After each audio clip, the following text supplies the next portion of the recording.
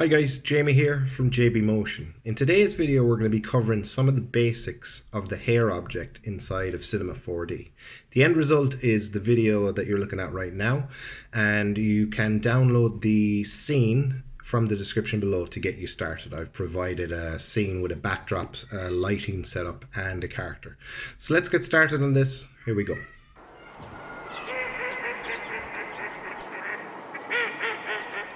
Okay, so once you've downloaded the red-haired woman scene from the description below, you can go ahead and play it. So I've just set this up with a set. There's a background and I've got a motion camera set up here. And I also have my lighting set up as well. So first thing we are going to do is select the body and just make sure that model mode is selected. Go to simulate and go to add hair. You'll find that under hair objects. So now we're going to get a load of guides, and they're going to also show us the direction in which our hair is moving around as our character dances, and it's also going to show us the length of our hairs. So if we just pause that and do a quick render view there, so you can see that we got our hairs in our scene and they're really long, so we can actually just bring down the length of those. We can go right down to about, we'll say 20 centimeters.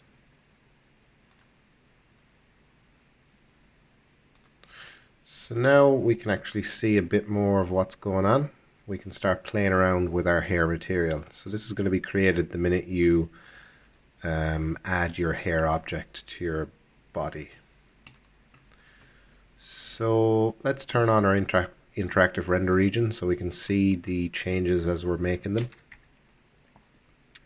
And let's open up this hair material. So we have a bunch of properties that we can turn on and off. The first one being color. So let's just mess around with that right now. We'll try and get the color to match closer up to the color of our skin. So I'm going to go for a red, maybe a dark red here at the start, and it'll brighten up at the end.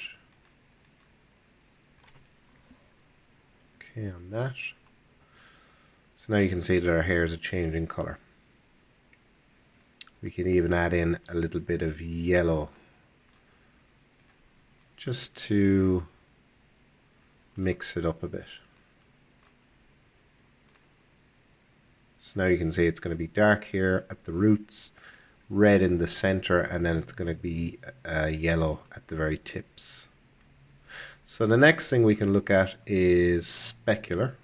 Now this is turned on automatically. Color was also, and thickness. Those channels are all turned on automatically.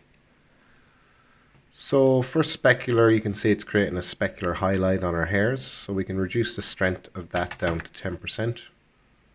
Just because it's a bit too overpowering now. It's actually killing the color of our hairs. It's looking a bit better. And for thickness, we can control the thickness of the roots, so we can bring that down to, let's say, 0.5, and you'll see the thickness of the roots there reducing. And we can also control the curve here, so if we bring this all the way down, that'll give us a nice curve in our hair thickness. So you can see that it starts thick at the top here and thins out towards the end. Just going to bring that back up to about the middle point there. Okay, that's cool. So we have a bunch of other ones. We got frizz. You can add frizz, kink, density, clump, tighten, displace, curl, twist. So all of these, say if I just click on frizz, all of these are going to produce a different effect. So you might say you like a bit of frizz, and you could add on a bit of kink as well.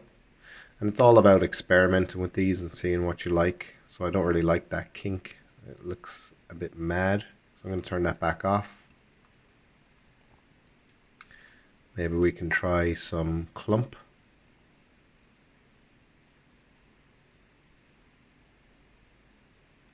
And if I go into the length channel here and turn that on,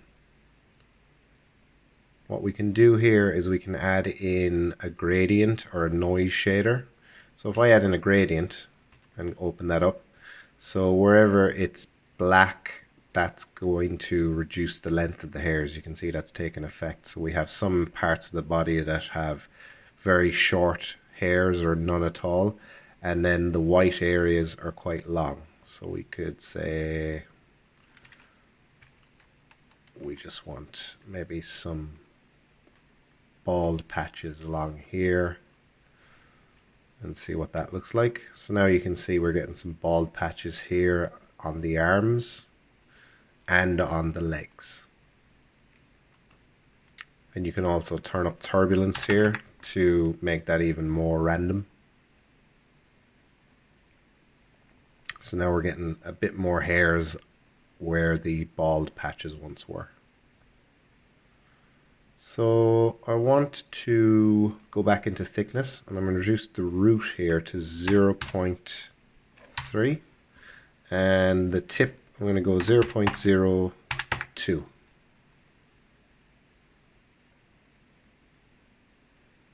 So that's looking a bit more natural. And we can increase the amount of hairs we have. Let's just play this for a second.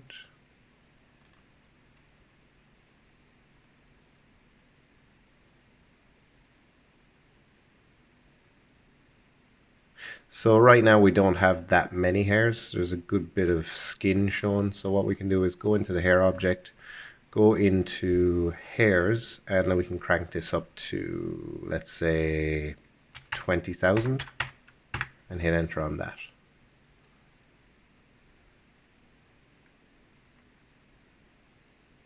Now you can see it's looking a lot more natural. The more hairs, the better. Well, depending on what you're trying to do, but if you're trying to make it look like hair, you're going to want a lot. You could even crank that up even more. So I want to just bring that back down to what it was a second ago, just to show you the segments and how they work. So if I just play this now, you'll see our hairs are flapping around just like you'd expect hair to do, I suppose. Especially if the hair wasn't very thick. Some people have very thin hair and their hair kind of blow in the wind, just like the guides are showing us there. Now, if you want your hair to have a bit more spring to it, what you can do is go into the guides and you can reduce the segment. And then the hairs are going to be less flimsy. They're going to have a lot more spring. If I brought this down to, let's say, 3 segments, and now if we watch the guides in action, you can see the way they're bouncing there. They're not really, they're not flailing around the place as much. And if we render that, you're going to see what I mean. The hairs are actually standing up. Now they are going to bounce around. They're not just going to be rigid.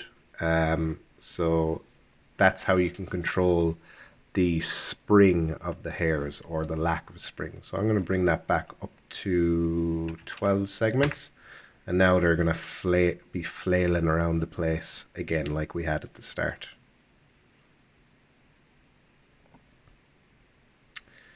And if we go into the hairs now, if we reduce the segments here, you're going to get really jagged hairs. So if I brought this down to 3, we'll say, you're going to see now we're going to get really jagged hairs.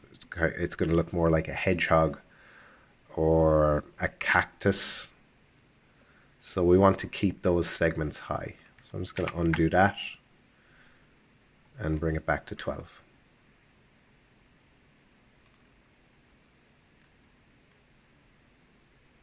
Okay. So that's kind of the basics of hairs.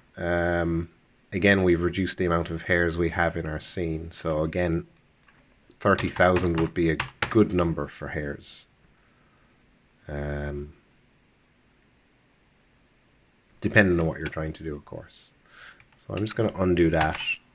And I just want to show you something now really quickly. I'm just going to delete off what we have done. Delete off that hair object and this one also. And go back to our character here, hairless character. Now let's just say we wanted to add a hair object, but we didn't want any hairs in a certain part of the body. Let's just say we just wanted hairs on the body, but not on the head. What we can do is, I'll just turn off the interactive render region here. Go into our, well, before we do that, let's select our body. And let's select polygon mode. And let's jump into the front view. So middle mouse click here in your window, and then middle mouse click into the view you want to maximize. Now I can use my rectangle selection tool, and I can just select the parts that I want the hair to grow on. So I just want hair to grow on the arms, the torso here, and the tops of the legs. Or you might want the hair to grow all over the body except for the head. So to do that, you just select the body. I'm going to select less of the neck here by holding down Control and dragging. I'm going to do that one more time. So now, with this selected, we can go to Select and Set Selection. That's going to create a selection tag here. And now if we go into the body and if we add hairs, let's see, Simulate, Hair Objects, and if we add hairs now, the hairs are only going to grow on the body. So let's do that now and reduce the length. So now you can see that we only have hairs growing around the body area, the arms, legs, and the torso, but not so on the head. And we can easily change that by going into our selection tag, making sure that model mode is selected, or go into polygon mode, I should say, click on the body, and if we want to edit this selection, we can just go back into front view, and we could maybe, so make sure your polygon selection tag is selected, restore selection, just click it once. And then we can deselect some more of these polygons. Let's say we don't want any hairs on the lower arms. Now we can go back to Select and Set Selection, and that'll update our selection tag. Now if we jump back in here, and we should go to our hair object and go to Regrow. Now you can see that we don't have any hairs on our head or on our arms. So that's a bit of the basics of hairs, we'll say. One more really cool thing I do want to show you before I finish up. I'll just delete this off again, and I'll delete my hair material. What we can do is, instead of generating hairs on our body, I'm going to delete this selection tag here because I want to generate along the whole body. Instead of generating hairs, we can generate actual geometry. So I'm just going to rewind there. Select my body, and I'm going to deselect that selection. And let's go to Simulate, Hair Objects, and add hair again. And let's bring down the length here to about 20, maybe even 15. And now if we hit play and render, you're going to see we have our hairs just like before. But what we can do is go into the hair object, go to the Generate tab, and we can turn off render hairs. Now if we do a quick render here, so we're getting nothing. What we can do is, in the Generate tab, we can generate circle, square, triangle. We can generate circles, we'll say. And now, if I turn off my lines here, now you can see we're actually generating actual geometry as opposed to hairs. So what we can do with this now is we can create just a normal material, just like we would if we were creating a material for geometry. And we can set it to red or whatever color you like, and then we can apply it to our hair object. And now we're actually able to control these hairs. I say hairs, but it's actual geometry, using regular geometry materials.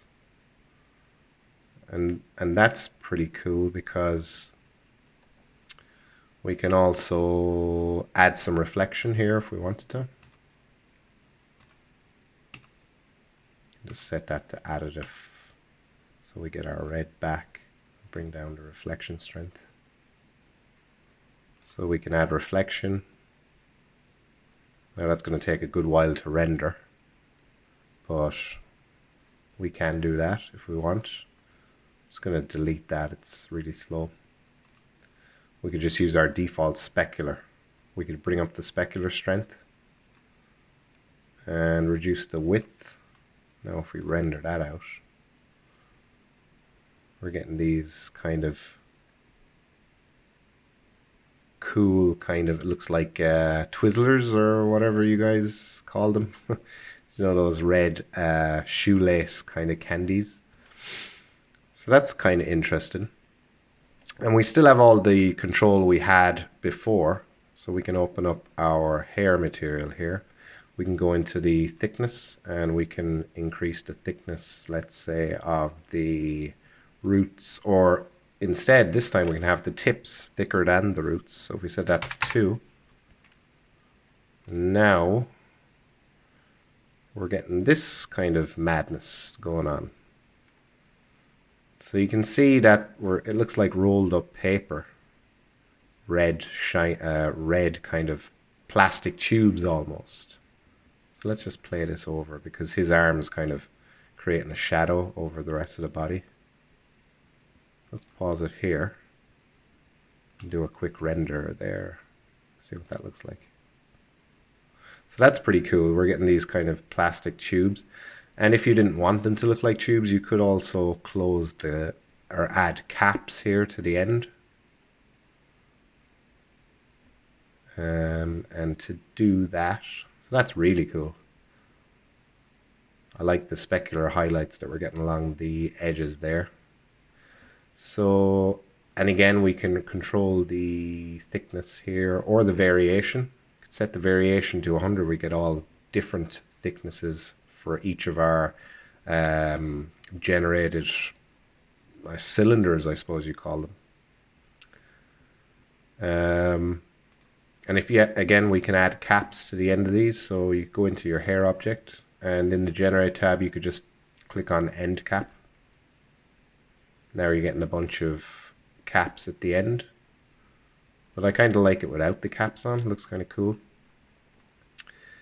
And we also have access to the variation shader. So we can actually, if we hop into our material here and go into color, go to the triangle here beside texture, go down to effects, and here we have a variation shader. So you might know what this is. If you don't, let me just show you.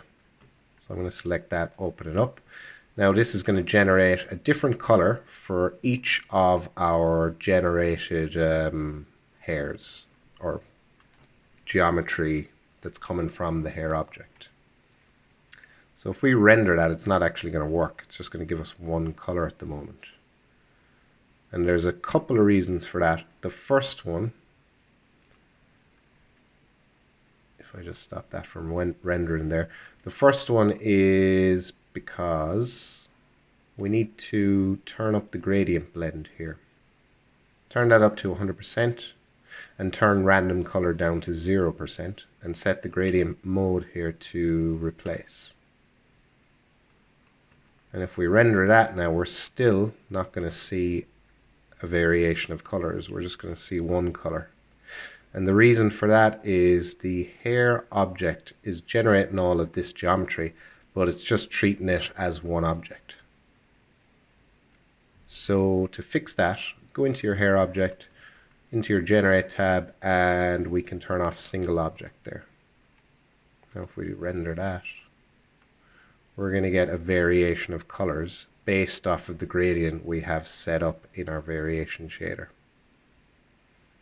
So if we go back into our material, and if we click on this little triangle here beside gradient, we can load presets. So you actually get a nice selection of different presets. So we can go for a rainbow 2, and if we render that, now we're getting a bunch of different colors, and that's looking pretty cool. And you can see that the edges are kind of, the geometry is not very smooth here, it's very jagged. And how you'd fix that is just by going into your hair object, going into hairs, and increasing the segments. Let's go up to 20, we'll say. If we render that again now you're going to see that geometry is a lot more smooth and less jagged. So I'm going to finish it at that, guys. Hope you learned a lot. And if you did, please click the like button and consider to subscribe. And I'll see you in the next video.